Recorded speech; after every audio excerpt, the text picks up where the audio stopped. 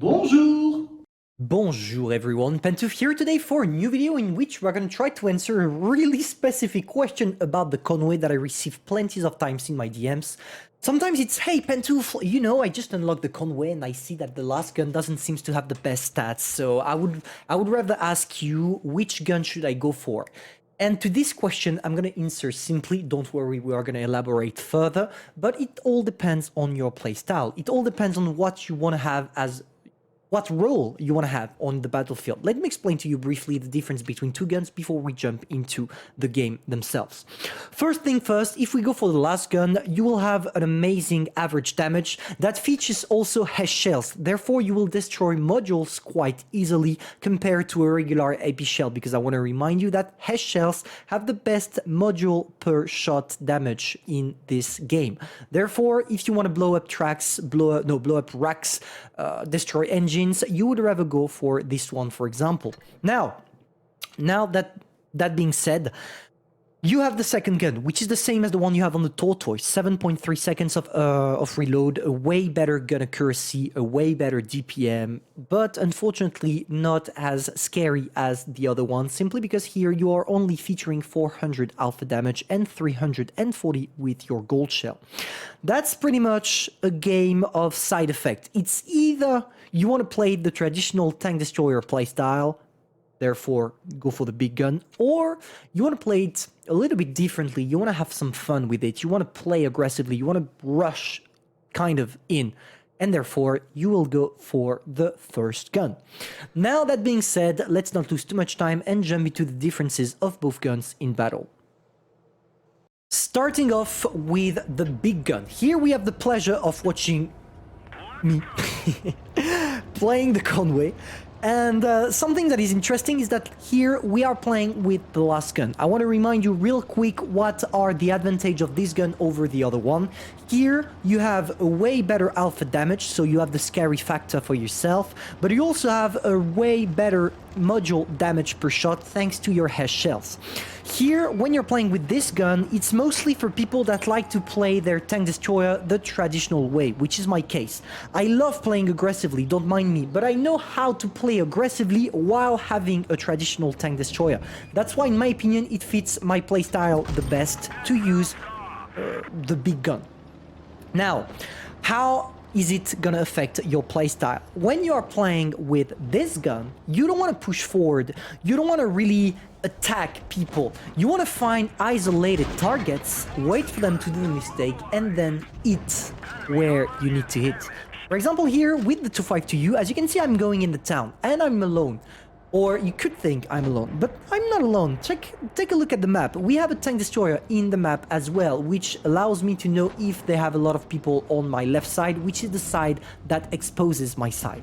It's not the case, luckily for me, therefore I can spend the rest of my game farming that poor 252U that is gonna try more than ever to penetrate, to damage me, but in the end he already knows it's over for him. So yeah, with this tank and with this gun especially, you want to find isolated targets. That's what I do on the 252U right now. We're gonna try to go for the last shot on him. Can we sneak a shot? Yes, we can. We destroy him, and now we pull out. There we go, hiding again. There is the WT as well, and as you can see, and another isolated target. That's perfect. That's exactly what we're seeking.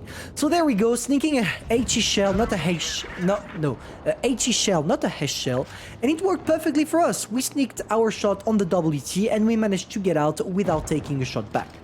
As you can see in this replay, I'm not playing aggressive. I'm waiting for my team to follow me, because if I push forward with the reload time I have and the bad accuracy, you can be sure that I'm gonna get completely smoked. Yes, you have the scary factor, which means people don't want to take 670 alpha damage if you're shooting with HESH shell.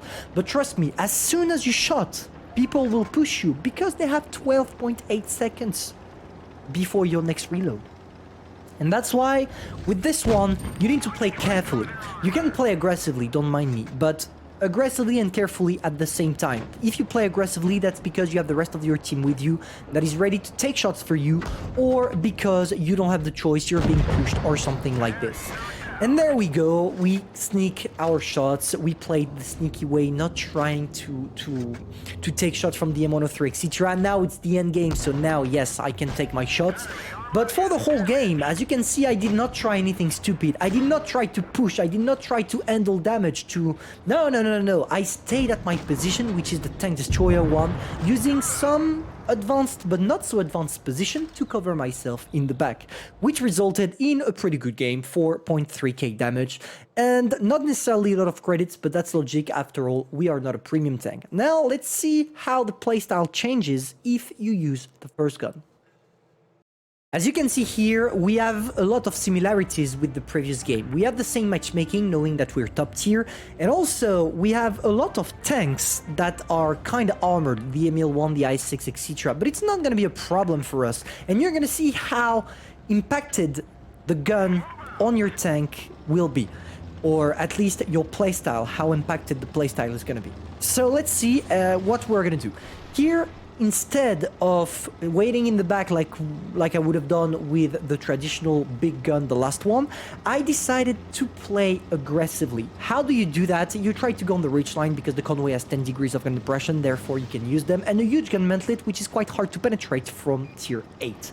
So there we go, and as you can see, we are not trying to hide ourselves. No, we are playing aggressively because goddamn, with this gun reloading in 7.3 seconds for 400 damage, yes you can.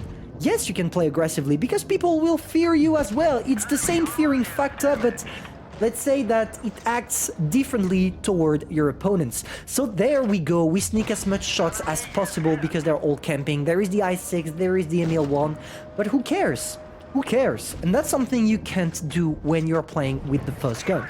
There we go, sneaking a shot and another one on the I6. He managed to sneak one as well. But the cool factor is, as they take ages to reload, unlike me, I can sneak 2 shots, unlike only one when I'm playing with the last gun. And that's where the subtlety is. Because there is a huge difference between being passive and being aggressive in terms of playstyle. Here, we are really playing aggressively because we are confronting their ML1, T54 lightweight and IS-6 at the same time. Here, we really are digging through to get our damage done, unlike the other one where we played more passively, waiting maybe for your opponents to come to you, because with 12.8 seconds of reload, that's exactly what you need to do. And so, when you see that, you really understand the difference between both the playstyle, and that's how you find yourself the best fitting gun for yourself. And there are plenty of tanks that are concerned by this duality of gun in this game. For example, the first one I have in mind right now is probably the T54. And I think it's cool. It's really cool that Wargaming has added those kind of things in the game because it makes it more interesting and it allows us to discover a tank twice instead of only one time. Anyway, tell me if you learned something with this video. Tell me if now you know which gun you're going to equip on your Conway. I hope I've been useful to you, and I'm going to see you soon for a new video. Au revoir.